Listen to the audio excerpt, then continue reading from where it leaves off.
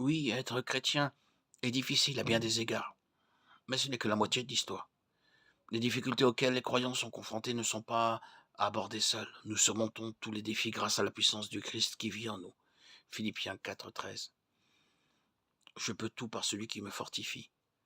Le fidèle disciple du Christ n'est jamais complètement dépassé. 2 Corinthiens 4, 8, 9. Nous sommes affligés de toute manière, mais non écrasés, perplexes, mais non poussés au désespoir. Il y a des récompenses définitives et éternelles à suivre le Christ. Luc 18, 29, 30. Et il leur dit, en vérité, je vous le dis, il n'est personne qui, ayant quitté à cause du royaume de Dieu sa maison, ou sa femme, ou ses frères, ou ses parents, ou ses enfants. Il y a des récompenses définitives et éternelles à suivre le Christ. L'expérience nous apprend que les voies de Dieu sont meilleures, plus sûres et plus fiables que celles du monde.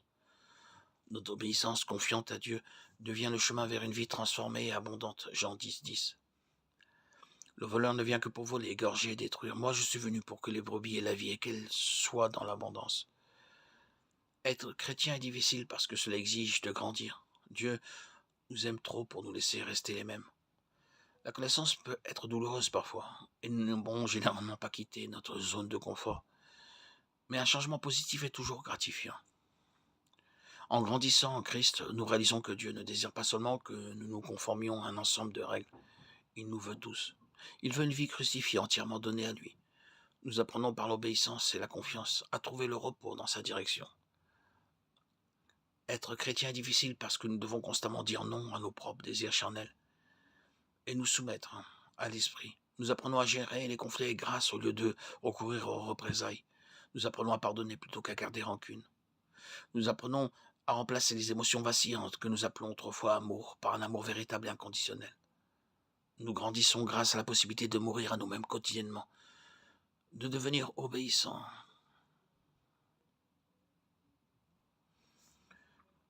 Notre identité en Christ est avant tout une identité nouvelle. Nous sommes de nouvelles créatures en Christ. 2 Corinthiens 5, 17. Dans notre nouvelle identité en Christ, nous ne sommes plus esclaves du péché, mais nous sommes réconciliés avec Dieu. Romains 5, 10, Romains 6, 6.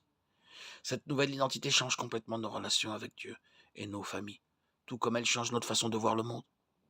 Notre nouvelle identité en Christ signifie que nous avons la même relation avec Dieu que Christ. Nous sommes ses enfants. Dieu nous a adoptés comme fils. Nous pouvons l'appeler Abba, Père. Romains 8, 15, 16. Nous sommes à la fois co-héritiers et amis de Christ. Galates 3, 29, Jean 15, 15. Et cette relation est encore plus forte que celle que nous avons avec nos familles terrestres. Matthieu 10, 35, 37. Au lieu de craindre Dieu comme juge, nous avons le grand privilège de venir à lui comme notre Père. Nous pouvons nous approcher de lui avec confiance et lui demander ce dont nous avons besoin.